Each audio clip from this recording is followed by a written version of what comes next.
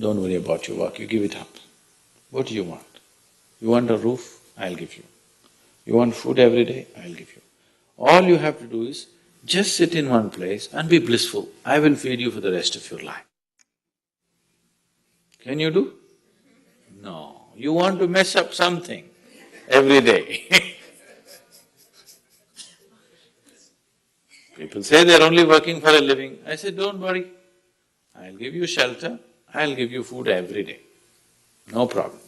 All you have to do is, I want to see tears of blissfulness every day. That's all the requirement. You don't have to do any work, you don't have to serve me, you don't have to produce anything, nothing. Just sit here blissfully, we'll feed you, we'll worship you. No. So the problem is not in your work, the problem is not in your life, the problem is not in the world that you live, the problem is just that you have not done the necessary things for this one to flow through this effortlessly, beautifully. The necessary work has not been done and we are just hoping it'll happen by accident. It doesn't happen by accident. Lot of people in the world think United States of America is heaven. But people who live here don't think so at all. Isn't it so? Isn't it? A lot of people in the world are dying to get an entry into the country. If you open up the southern borders, 10 million people will enter tomorrow morning because they think this is heaven. But you are not experiencing it that way, isn't it? You are not experiencing this as heaven because hell and heaven is not a geographical place.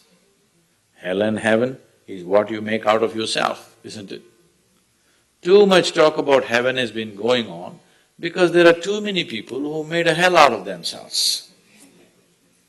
If you had made a heaven out of yourself, would you talk about going to heaven? If you sit here and you're feeling ecstatic right now, would you aspire to go to heaven, I'm asking? Once it happened, early 20th century,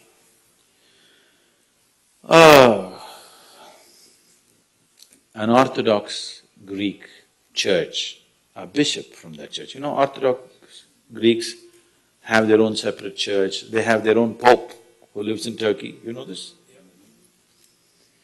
So a bishop from this order had heard so much about Indian mysticism and he wanted to go to India, but he never got around to make it because he had to serve the cloth that he wore.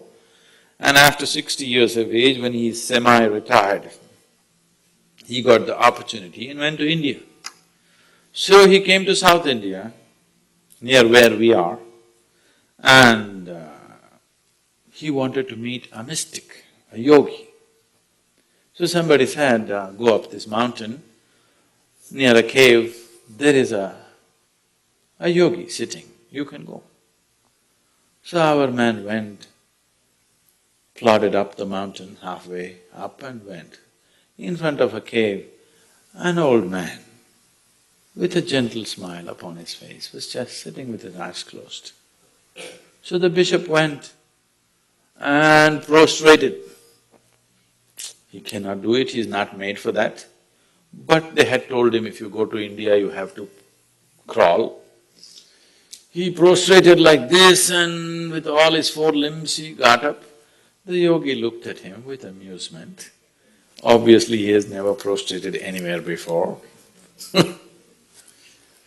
And he smiled.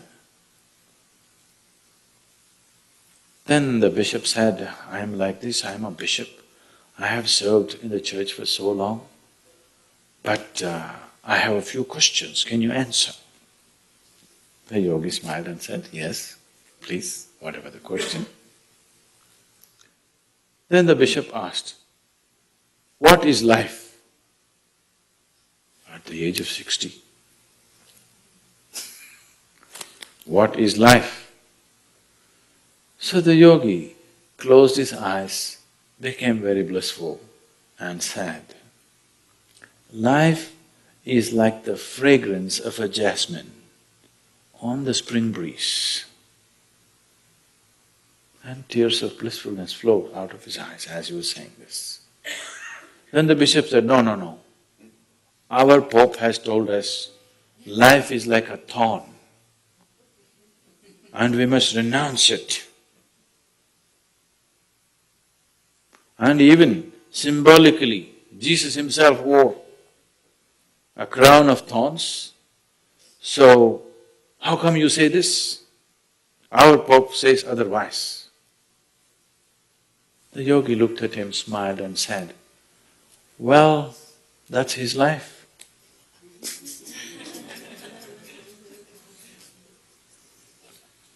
So, what you make out of it is not because of where you are, what you are, it is just what you make out of it, isn't it? So, have you created the necessary mechanism? Have you created the necessary system? Have you created the necessary ingredients within you to make this like the fragrance of jasmine on a spring breeze and not a thorn? If it's a thorn, we must pluck the damn thing out, isn't it? Isn't it so?